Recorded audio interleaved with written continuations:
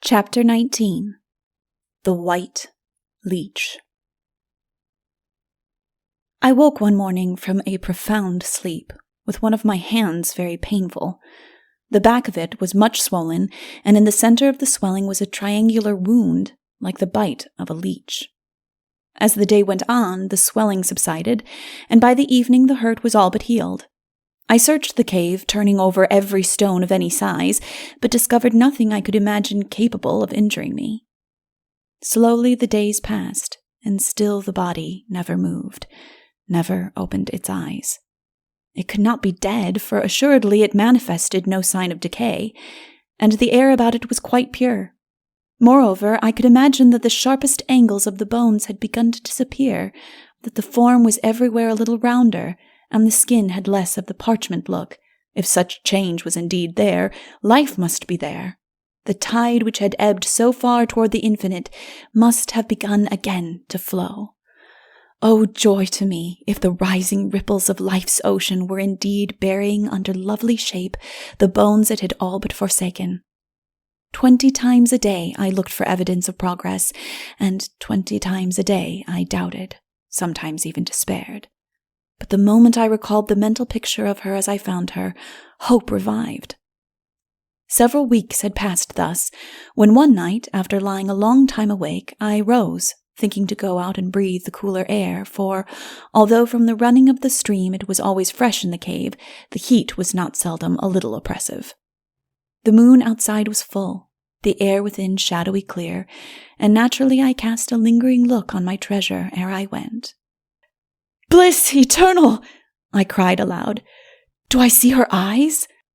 Great orbs, dark as if cut from the sphere of a starless night, and luminous by excess of darkness, seemed to shine amid the glimmering whiteness of her face.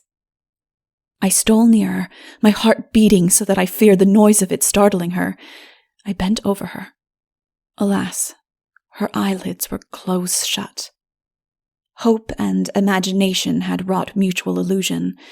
My heart's desire would never be. I turned away, threw myself on the floor of the cave, and wept. Then I bethought me that her eyes had been a little open, and that now the awful chink out of which nothingness had peered was gone. It might be that she had opened them for a moment, and was again asleep. It might be she was awake and holding them close.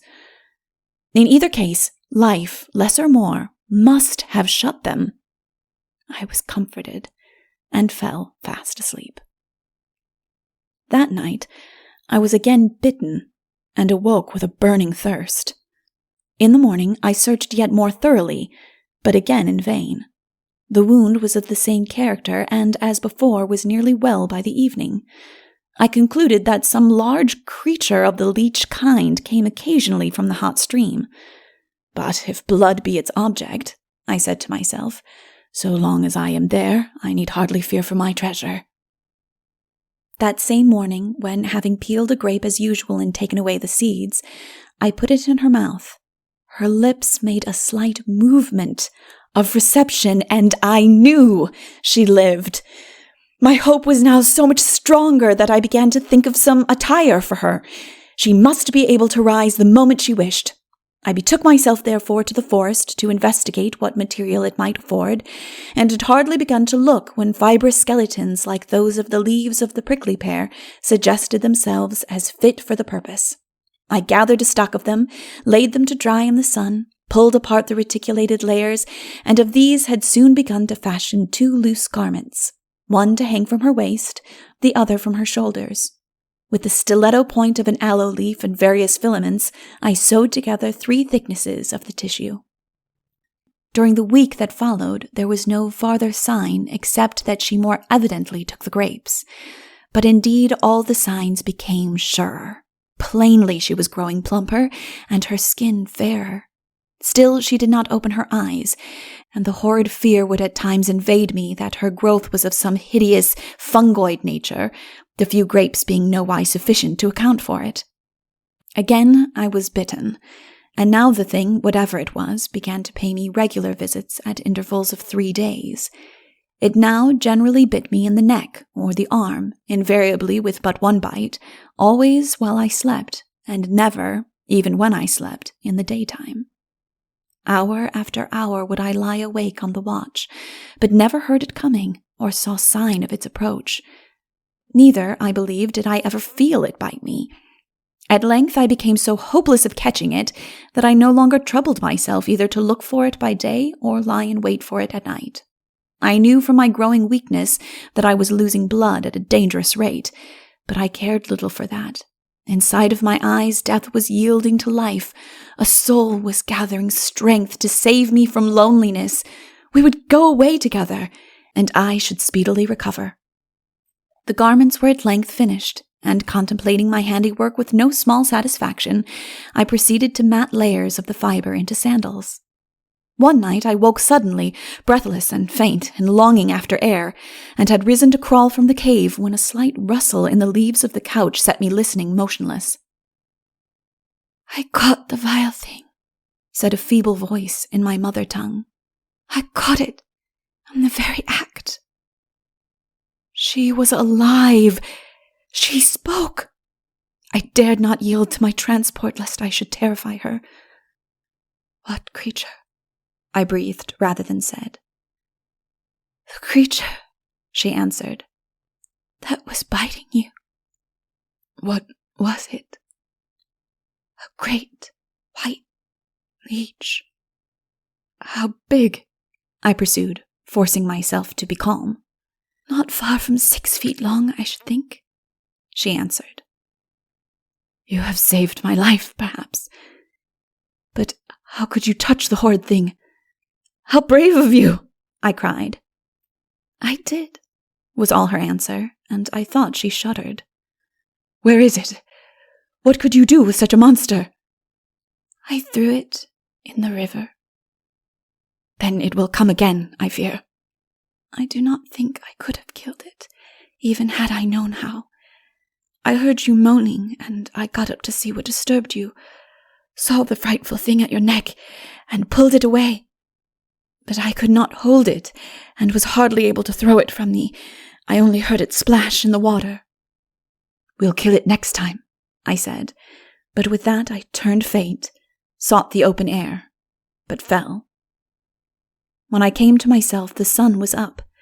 The lady stood a little way off, looking, even in the clumsy attire I had fashioned for her, at once grand and graceful. I had seen those glorious eyes. Through the night they had shone. Dark as the darkness primeval, they now outshone the day. She stood erect as a column, regarding me. Her pale cheek indicated no emotion, only question. I rose. "We must be going," I said. "The white leech." I stopped. A strange smile had flickered over her beautiful face. "Did you find me there?" she asked, pointing to the cave. "No, I brought you there," I replied. "You brought me?" "Yes." "From where?" "From the forest." "What have you done with my clothes? And my jewels?" "You had none when I found you." "Then why did you not leave me?" "Because I hoped you were not dead." "Why should you have cared?" "Because I was very lonely and wanted you to live."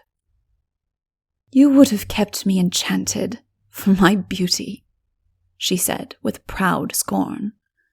Her words and her look roused my indignation. "There was no beauty left in you," I said. "Why then, again, did you not let me alone?" "Because you were of my own kind, of your kind," she cried in a tone of utter contempt. "I thought so, but find I was mistaken." "Doubtless you pitied me." "Never had woman more claim on pity, or less on any other feeling." With an expression of pain, mortification, and anger unutterable, she turned from me and stood silent. Starless night lay profound in the gulfs of her eyes.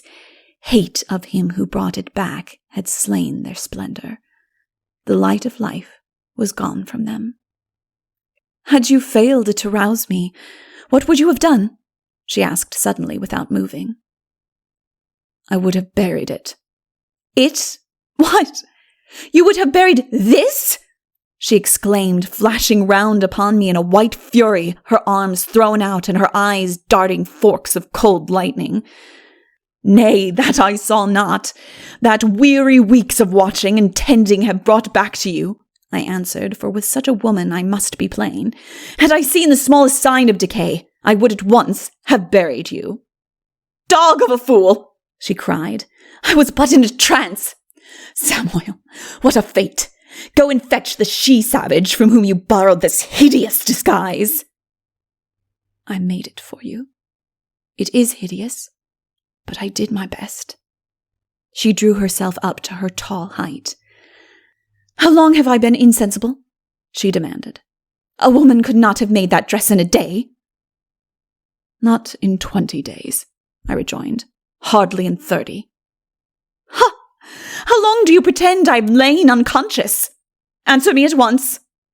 I cannot tell how long you had lain when I found you, but there was nothing left of you save skin and bone.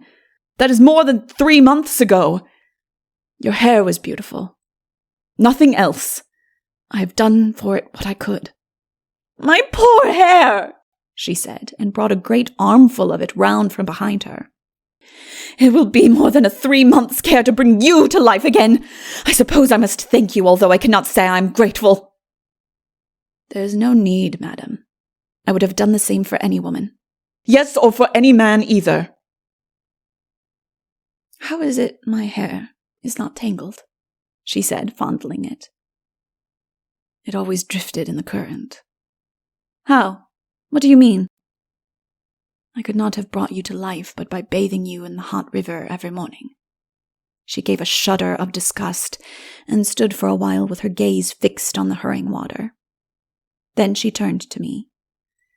We must understand each other, she said.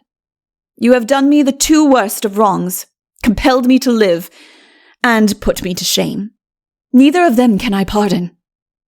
She raised her left hand and flung it out as if repelling me. Something ice-cold struck me on the forehead. When I came to myself, I was on the ground, wet and shivering.